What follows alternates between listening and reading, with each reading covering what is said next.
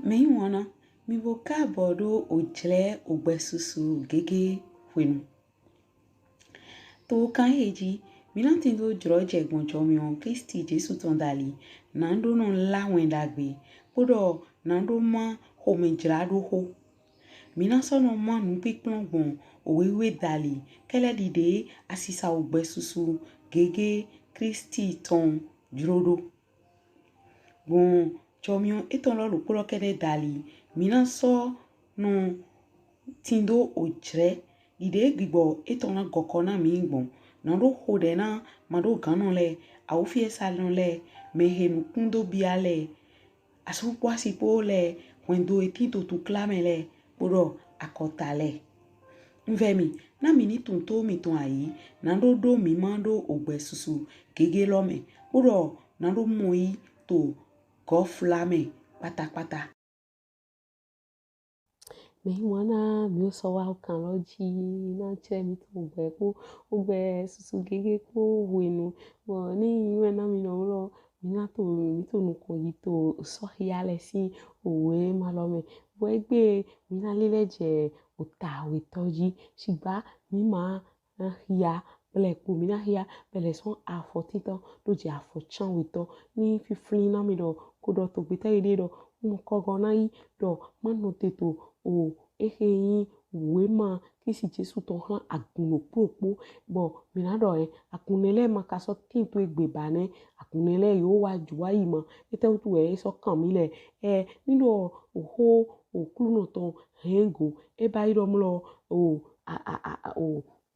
yiseno alokpa he tinto ojrene leme ko juwai Sigba igbe poto jre mi ule tomeri bo echero ye le no sunisi owalọ na no nyo nwe Kristi dodo na ye na ro vo yede vo jodo na jiwewe na jlo to na gbigbo ede ton kèlè bo mina to nukon yi to welome kèlè dide eko wanyina mi ton dagbe do mino hiado le hlan angali Agun Efesu ton kan we onu hele we ewo he te do son levu he tedo son levu chanwe lego to adosilo etome he to zonlizi to sika so gbanti chanwe shen do nyenyo azon toy magbodje toy home fa toy podo le rie masogan do akona menyina kan le do boko so wule ye he domo aposeli we ye le pon boko so wule ye he domo aposeli we ye le mon ye pon bo ye ma so yimo bo ye so yi ye domo la lono bo ko do akona bo so fa home na onyishe ton wutu bo onu maso shikona we Sigba yetino onu de do ogowe na ye ko jo owanyina to titan dai ene wutu fie ajayi to fonson na ye ni glenvojo bo so wazon titan ni emanyi mon nyena wa dewe zandevi bona so so gbanti to se son ote etome adavo ye lenvojo Sigba ehe we ye tindo na ye gbẹwanna owalọ Nikolaitani ton le Eyin gbẹwanna ga ewo he tindo oto nise onu he gbigbo to dido hlan akunle lo ewo he bahwan we nyina na atisise ogbe ton hlan na nududu ehe tinto paradise shiwewe tome nishe we ni wana mi modomulo egbe lo o ma we ha mi to ma diga ngwe do mi no te mi do mi wan mina kleme pon akunta lo popo we ma he Kristi kana ngwe do dide ndo do dai akunni le ma so tinto ayi gbaji to asia sin achekpa me Sigba lise no alokpa de we ntoli ni mi pon Efesu lo na mi de ye nu to glekume do Efesos bo Eyin nu he me he tindo aho me he tindo jlokoko eto jlokoko bo me he tindo jlokoko ene lo he mi fli o hode to he o Apostle Paul sin we kun la kolenti le utawo afọ kunu kwanton edorole onule po we jena mi Sigba onule po mayin aletongba onule po we jena mi Sigba onule po mahe omendote bo mi nyero mo Klisti-Jesu mema mi tito jlokoko be Sigba jlokoko mi ton lo edona hokporona wanyina ntoli nde pepe de mi yiwa na Klisti-Jesu bo ma zon wanyina si ma duali yovo yodo motivation etewe yin mu he Akpa so me bo yero to nuiwa ni ato Oklunọ se ni ato azọn ato church etewe to aro bibai bon se beta ide me de do to yovo de edo mi ma do na se jiwewe na do tindo jijo na do mo ahun agbayi na do tudo dudeji na do do ato mi na se jiwewe ntoli jiwewe boy follow flame boni mi akun Efesu mu ehele mi mo no ye do ehin alion na azọn Oklunọ ton ye te so do akona bo so do suru idu suru Sigba to klepo me Kristi mo blood na yi po mo no nu do ba yi lo ma so ipo wanyina po we na tenu moji yise no ya yin poto Klisti-Jesu se be azọn de ado wa si se to he ato si se ne lo azọn de ado wa ko ho me ye we zon de awa ado wa podo wanyina itopo wanyina titan he ado be de abe po podo zo hun po podo home hun po podo aje po na ila wen dagbe to fi na hode na mede na baye he bo ye ma no to décourager nuno chikora me be wanyina ene lo si mi ongba timbo to jija ha to mi ni ma tia hode do Klisti-Jesu ni vo flo mi wanyina edeton do ai ha me po papata to me to Jesu si come bo ni me so akpon nu de kan Efesu le mi na mo ni ko eton eloye so de nko lo loye so ahoviwa bo abioye me ntoli ahoviwa he jokoko alokpa devowa ye tenti bo enelo ezonwo ye yiro o hagbe enele podo walo eton le po yodo Nikolaitani le bo Klisti-Jesu do mi gbẹwanna yi bo edo me sunu mi ton le osu de mi mo aso eto mi mo nu venu eto suru dido eto le kancho to tu clame ye mo yi mo plepo bo edodo na me ene le do mi mo de yo su gbẹwanna do Sigba wanyina ma so timba etesi gan wayin wanyina mo konton so yise no si titan mi gan de tana mi o modo mi o yin dokpo mi o to Kristi mi azọn de mi o Kristi si azọn de bo adan ene lo o mo ene lo mewe asupa si po supo le no je toli ye ma so afin lo mo emi do to kan chicha me po Kristi po na dokpo yin eton le asumevo asimevo bo kan dokpo yin ene lo me we na no pero po na no si gan no na edele nu dagbe o wanyina ton o suru ton bo you know mo nko bi okwo inegbe nko ba yo hwe gban to fine be o fi che titan o da su o ji fi fle be de de ngamba ido ngamba ido bo wanyina tita simio no achi e maduna yimo wele kunu umio yo Kristo eduna no jito mime bo mi maduna yovo yo familiarité mi maduna fledge familiarité me kolo to yemi mi maduna do no mi o yihun to ro poro mi o to po we mi gbo mi ni wa po nu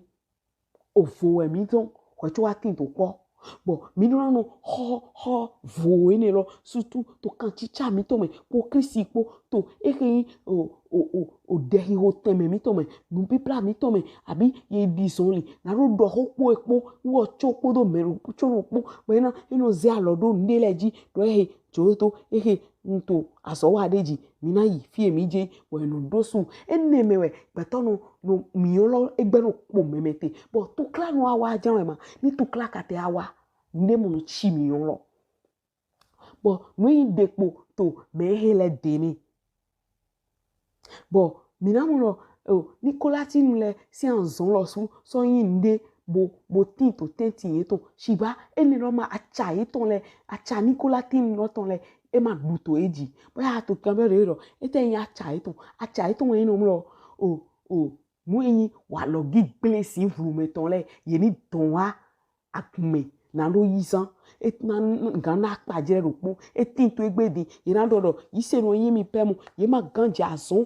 hulen gan ton pipe Kristi ton loji benando wayi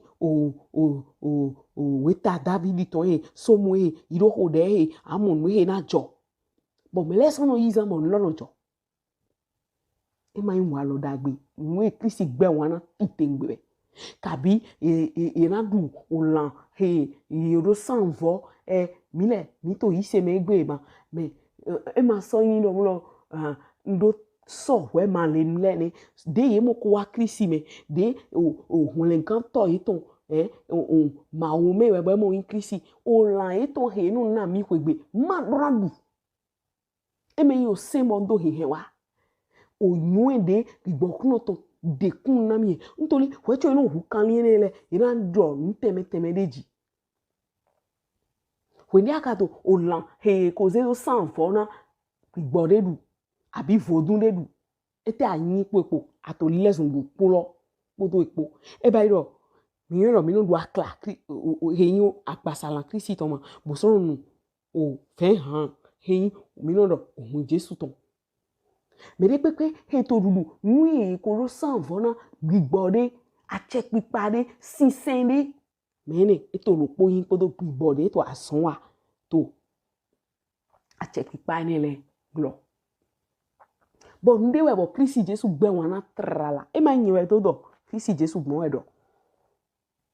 nya si ovogbe idindo na to nukon internet men we Nikolaitani ete une particularité eton acha eton etewe bo yo le dali we azon ye kan eton me we balamu tinte balamu wenen ton balaki yo na do sinando do vodun Israeli vile we e wa yi mi no azon supo de le ton ati mo je attendez le no agbo yise no de le bo yimo mo djrodjè ibo no ton so me ntori ro yo supo rai bo yima ya na ro fon bo hode bo su nyina kan ni le bo lo poto ni le we yeni du nududu afo 600 ko sana gbigbo si vule ton kolo do yemi we mi na do mi to atwa yi home Jesu Kristi do mi ni ho nu to ahime ene wo gbogu ho nu to ahime we so ni ho nu to ahime ateso ze awigbe an ho dereji mo na clan do wiwe we chudo du ntori mede to no sa mede ma nwe lita ina Sigba de mi mo nkunje mele mi ma do na yisan me nyonde we de kun na mi edo nko do ho epo do olan ma le leton he no ma aso dublo e ma yin dagbe e na so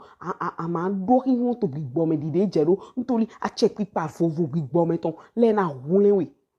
bondo mo ne ate Oklunọ do hi edo we adwan jodo we de ma ho to do na we de memenyon we do na we mu vive de we zena when we eze landlord doji bo do mi na yi sendo bo na wa ko twe na do ale ko landlord fi o po chazu no popo e ma so mo bo wa to kunde na mere do holo ni do ngwa do mo e di ko ya do holo ngbo e che we ma so juru ma du lan ni an lo ze da doji bo won ji do mo lo ze da doji ke ka bo fi o me lo do do ni do aha amo se ho Oklunọ ton dagbe mi ton we etin to haji e me ne kere acha teme we acha teme a ina ho de to kan lele me to sangbo do awe me ina ho de to fide ina ho de soreji jo nele de mana gigo krisi eno ohona gbigbo ache pipa sin vlu ton le bo eno ton me yido ye de glo bo to klano awa bo e ma son kan no ton afoloku makanu hiome dokpo na no zivlume bo hiho Oklunọ ton na du to eji eyin afoloku to zivlume dokpo to hiome zivluwe no du deji de pepe de abaido zivluwe no du deji eyo mi na hwesi na to kleun mi doro Eyin Efesu le tade na Efesu le ton Efesu lo ton Eyin me nyon jlokoko Kristi ton le yenyo liberté jlokoko Kristi ton bo e ka do iza bo so do akona nu so de egun to klame so ye do suru bo e to azon chiwe e ton wa de djlo ye so imede bo yin me honhon bo monukunje ye we no yo e do apostoli le ibo apostoli la lu ton Eyin Sigba Kristi mo nde e mo de po de na yin e do wanyina de e ro be podo mi po e ma so ti do wanyina lo ba bo mi do mo na ho de mo kwali o do Kristi wanyina to e ko mi to flodo mi to yo hwele po nu e me mi gbon le to klai me mi gbon le abi igbe po nu ko mo be jale adike de pe chi mi o wanyina to to e ha mi to lo awa heto mi gole Eyin novia meditoya hagbe hejuan domi soyi Eyin zinvumele yeni tairi awa de ko sanfle so mi go nama yeni gbon ali to mi osule ni gbon ali omi ton kolo yemi bo to fifo me Klisti-Jesu e wa to idoro mere na du deji lo me lo we mi nana o sinsin gbeton tindo uto emiton si ohwegbe we mi na mo lo aso de mi wa si ale we mi na yi to Kristi de mi ko ron do Oklunọ do mo mi ko ron do Oklunọ do mo na gbigbo Oklunọ ton ni gwa lo na mi na ason dagbe mi gbo mi ni ho de baba mi ho de to Jesu si Nikolaitani mi do e na ye we mo Trene me apunto tete to aigbaji pataki apunto Eyin agun ogun fi egun le sute fi edogun gbete bo ato aihale yiro na do singando Akpa na yeni singando zena no hena dekpo to nukon to we matin to tewe baba ho de ko aigalo popo de me wanyina to si mi o chite nto iro agun kongan le ye chi nwa ye chi bai bo me de popo to e de ho me de ma so to alokona me de ba wanyina lo fa aho wanyina lo si mi o chi baba ko mi o wanyina to ton flo ko mi o wanyina to ton flo da ihaleme asunto me anyonto me hoto me yo povu to me agbungun igba lopoji to agoso ene lo fi gun le po tinte mo to gbe ti se ye we yi sero le bo mi o lokochi ko mi o lo flo to yoyo me bo go ezedo ali onugbo to loji bo na le vojo meritaidi o Nikolaitani le to ye tenti ye jo ede do na acha nyirakan walo nyirakan opon nyirakan na ye ule lo su le vojo to do mi ule do na ho de na ye ga baba na ye le vojo bo de ton so nwele le ye gbere ma le vojo je ye ule ne ye lo su ne we dida to e podo ye pona do de je do se bo do acheji to Jesu si nko me mi ho de lo te ba atogbe chese boya mo ko yi hun gan amu dom lo ko lo ma fa mi to hun gan lo me pepe so mo hun gan to no mo nde do mi go ni dom lo mi ma tin di dédjè ro Sigba ama pon do ene go na do ni nte so wa ni na mu blo jan o hia we lo o blo ene ma zombo ama tindo hun gan o blo ene gan gbon lo na eyin o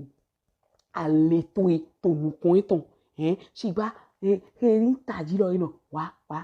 bi ogbe ma fo me boya azọn yi se no taidi Nikolaitani lo le poto gbeche se bi jo eyin azọn eyin opon ma bi pon nyina kan le do boa yi eyin wenda gbe ngbo lo ton to Klisti-Jesu me ni ato o che se je mi na ho de na hun gan to chiwe we nto gbe to se chiwe we mo do mo jagodo chiwe we mo do mo ma tin we mbu fu bo nto wi wa di gbe ayi hun gbe apasa gbe nyirando gbe dro wan tuntun nya kan le dai njo jlokoko ni de ye djoro podo wanyina to epo yimi na dewe mo hole mi gan mo kan ko chedo ogbewe ma lo me na ma wende na to so ayi gba jifi mas kan bi ogigo to me we jere anami bona gbe no gbe logo to hun gan logo do na mi ma wa sun dagbe na ma nde ni ma chi mi o to so ayi ha chi me blo ayi ha che die o de yi han me si mi o supoko chi le bo o le yi taidi Nikolaitani le gangan ayi ha che die Kristi nto vivo lile ko wa nso bo jan be yo me kodo ye po ngbeda yi onwe opon de nko hia bo abi de nko site internet jile remi jagodo ele